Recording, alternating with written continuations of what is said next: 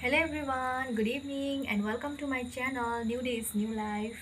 र यो च्यानल चाहिँ मेरो 3-4 वर्ष अगाडिको नै हो र 3-4 वर्ष अगाडि मैले खोलेर चाहिँ चलाएको थिइनँ, तर अहिले चाहिँ भने म पोस्ट गर्न लागिरहेको छु र म चाहिँ मेरो मन्दिर काली मन्दिरमा छु र आज चाहिँ म मेरो माताहरुलाई चाहिँ सोह्र सिंगार चढाउने छु।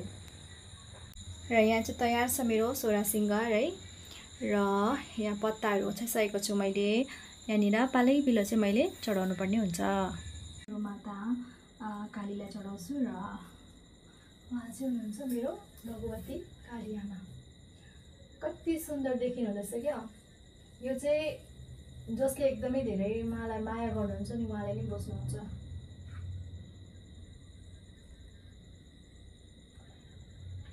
र यसपछि चाहिँ सत्याङमा यासुकिनी महारानी बुढी बोजूको हो है। र महारानीको लागि चाहिँ खासमा पहिलो हो, तर मैले एकदमै माया गरेर चाहिँ यो महारानीको भाग पनि मैले रातो नै ल्याइदिएको छु। र यो चाहिँ हाम्रो महारानीको लागि। र महारानी चाहिँ यहाँ हुनुहुन्छ। मेरो क्यामेरासम्म दिने चाहिँ कोही छैन है, त्यही भएर आफैले देखाउनु पर्ने हुन्छ मैले। र महारानी चाहिँ हुनुहुन्छ मेरो यहाँनिर। अब दुई हातले नै दिनुपर्ने हुन्छ, एक हातले त अभियसली हुँदैन, सो मैले देखाउन सक्दिनँ रहेछ।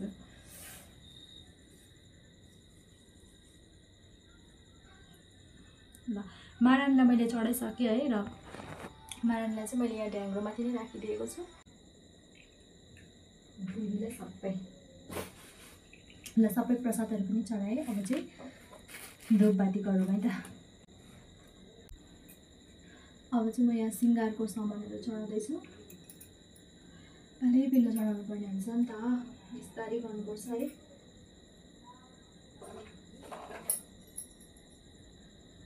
र मैले सबैलाई दिइसकेँ। अनि उब्रेको चाहिँ फेरि जति पनि हुनुहुन्छ अरू माताहरू सबैलाई हो है।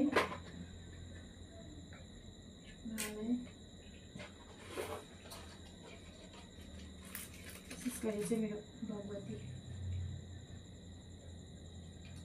कता राख्दिनु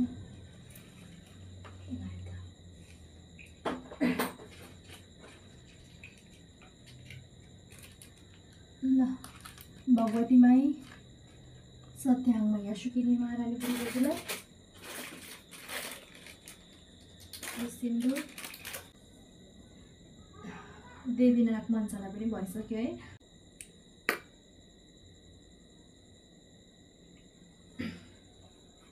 ओम जयन्ती मङ्गला काली गुरुवार।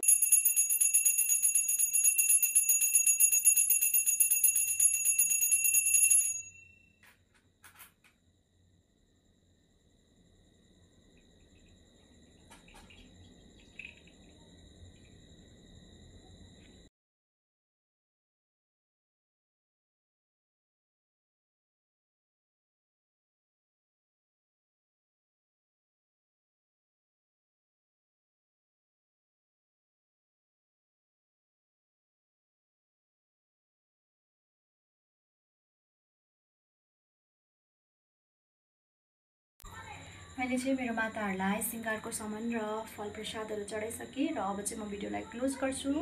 र सबैजनालाई आउँदै गरेको दसैँको चाहिँ एकदमै धेरै शुभकामना। सबैलाई चाहिँ माता दुर्गाले धेरै धेरै आशीर्वाद दिउन् र हाम्रो थान मन्दिरको माताहरूको पनि आशीर्वाद छ तपाईँहरू सबैजनालाई जसले पनि मेरो भिडियो हेर्नुहुन्छ। र अब चाहिँ भने म बिदा चाहन्छु र सबैको स्वास्थ्य लाभ र दीर्घायुको कामना पनि गर्दछु।